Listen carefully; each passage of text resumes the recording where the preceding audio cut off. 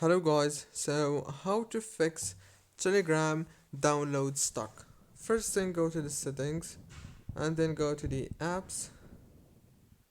When you open the apps on this page, you're gonna find the apps that you have in your phone. Search for Telegram and then click on it. Click on force stop here and then click on storage.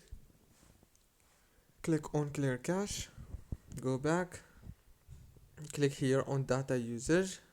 Disable the background data and the roaming data and enable only the Wi-Fi and the mobile data like that. After that, all what you want to do is go back to the settings on your phone, go to the wireless, add networks, enable the airplane mode for 3 seconds. After that, disable it and restart your phone. Don't forget to like and subscribe.